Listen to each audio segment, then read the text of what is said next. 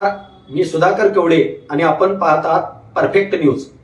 गेली 4 वर्षाहून अधिक काळ जिल्हा परिषद आणि पंचायत समितीच्या महाराष्ट्रातील रखडलेल्या निवडणुका कधी होणार या संदर्भामध्ये मतदारांच्या मध्ये प्रचंड आतुरता निर्माण झाली होती। आज राज्य निवडणूक आयोगाने त्या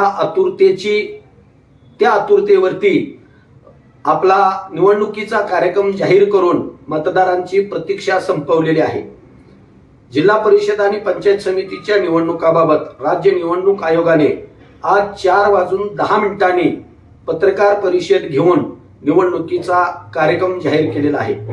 या कार्यक्रमानुसार राज्यातील 12 जिल्हा परिषद आणि 125 पंचायत समितीच्या निवडणुकांचा कार्यक्रम आता निवडणूक आयोगाने जाहीर केलेला आहे। त्यानुसार पुणे विभागातील पुणे, सातारा, सांगली, कोल्हापूर आणि सोलापूर, तसेच मराठवाडा विभागातील धाराशिव, छत्रपती संभाजीनगर, लातूर आणि जालना, तर कोकण विभागातील रायगड, रत्नागिरी आणि सिंधुदुर्ग या जिल्ह्यातील निवडणुका होणार आहेत। निवडणूक आयोगाने जाहीर केलेल्या कार्यक्रमानुसार आज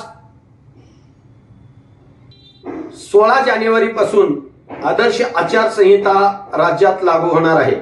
त्यानुसार उमेदवारी अर्ज स्वीकारण्याची सुरुवात 16 जानेवारी पासून 21 जानेवारी पर्यंत कार्यालयीन वेळेत करण्यात येणार आहे। तर स्वीकृत अर्जाची छाननी 22 जानेवारी 2026 रोजी होणार आहे। उमेदवारांना आपली उमेदवारी माघारी घेण्यासाठी 27 जानेवारीच्या दुपारी 3 वाजेपर्यंत मुदत देण्यात आलेली आहे।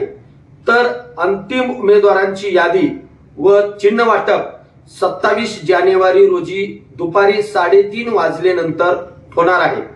या निवडणुकीचे मतदान 5 फेब्रुवारी रोजी सकाळी 7:30 वाजल्यापासून सायंकाळी 5:30 वाजेपर्यंत होणार आहे। तर निवडणुकीची मतमोजणी 7 फेब्रुवारी रोजी होणार असल्याचे निवडणूक आयोगाने आज जाहीर केले आहे।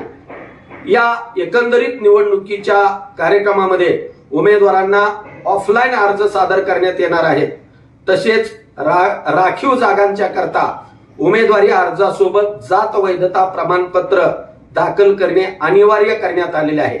ज्या उमेदवारांनी उमेदवारी अर्जासोबत जात वैधता प्रमाणपत्र सादर केले नाहीत अशा उमेदवारांना जात वैधता प्रमाणपत्र कार्यालयाकडे आपल्या जातीचा दाखला सादर केल्याची पोच जोडणे बंधनकारक आहे। निवडणुकीनंतर 6 महिन्याच्या कालावधीमध्ये विजयी उमेदवारांनी हे जात वैधता प्रमाणपत्र निवडणूक आयोगाला सादर करावे लागणार आहे, अन्यथा त्यांच्या निवडून आलेले पद हे संपुष्टात येणार असल्याचेही निवडणूक आयोगाने जाहीर केले आहे।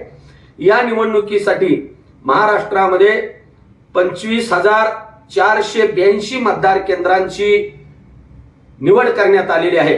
तर 51,537 कंट्रोल युनिटची निर्मिती करण्यात आलेली आहे। 125 निवडणूक निर्णय अधिकारी आणि 125 सहाय्यक निवडणूक निर्णय अधिकाऱ्याची नियुक्ती केल्याचेही निवडणूक आयोगाने जाहीर केलेले आहे। या निवडणुकीमध्ये 1,28,000 कर्मचाऱ्यांची नियुक्ती करण्यात आलेली असून 24 तास अगोदर मतदानाच्या अगोदर 24 तास जाहीर प्रचारावरती बंदी घालण्यात आलेली आहे। 1 जुलै 2025 रोजी च्या तारखेला 18 वर्ष पूर्ण होणाऱ्या मतदारांची यादी या निवडणुकीसाठी ग्राह्य धरण्यात येणार आहे। या निवडणुकीमध्ये 2,08,00,000 मतदार आपला निवडणुकीचा हक्क बजावणार आहेत। जिल्हा परिषदेच्या 12 जागा व जिल्हा परिषदेच्या महाराष्ट्रातील 12 जिल्हा परिषद आणि 125 पंचायत समितीसाठी ही निवडणूक होणार असल्याचे राज्य निवडणूक आयोगाने जाहीर केले आहे।